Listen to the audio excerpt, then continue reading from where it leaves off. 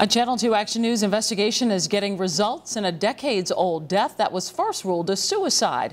Now there is an about-face from the coroner and the district attorney. They say they're not sure who killed a young mother-to-be. Channel 2's investigative reporter Jody Fleischer first exposed holes in the investigation last year. She's here now with the latest. Jody? Jovita, Julie Lynn's mom and best friend told me they always thought her husband was the one who killed her, but it was quickly ruled a suicide.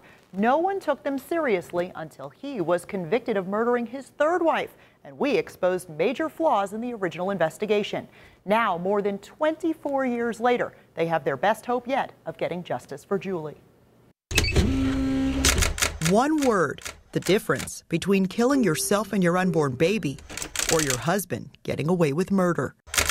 Between a thorough investigation and the freedom to kill again. One word redefines a family fighting for 24 years. It doesn't say that my daughter killed herself and killed her son. It doesn't say that anymore. Thank God for that. Bobby Mosley never doubted this day would come. When Julie Lynn was found shot in the forehead in 1990, Bobby immediately thought Julie's husband Jim pulled the trigger.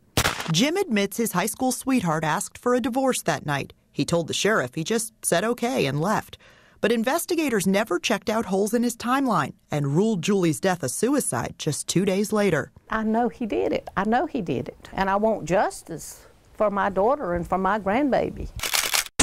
Julie had spent the day painting her house, doing laundry, and reading a baby book. The young newlywed was 5 months pregnant and planning for the future. These are all big-time red flags. We asked retired GBI agent Ralph Stone to review the entire case, investigated by one of his colleagues. They just didn't do a complete investigation. I'm embarrassed, to be quite honest with you. In 1990, we weren't dinosaurs. He says the agent should have questioned how Julie's hand fell neatly into a narrow crack between the bed and the wall, with the gun below her left hand, though she was right-handed.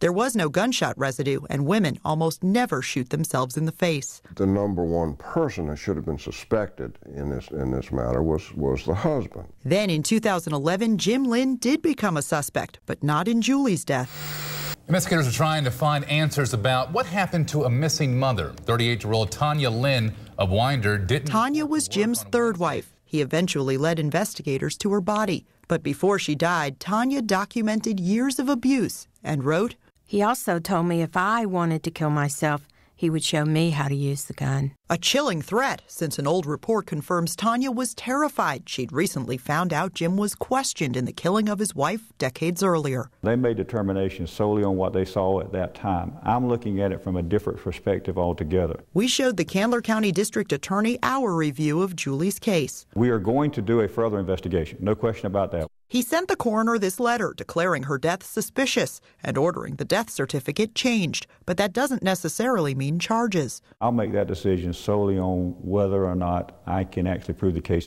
Jim is already serving life in prison for Tanya's murder. When his last appeal is done, Bobby hopes to hear one more word. If you ever cared anything about Julie, please tell the truth.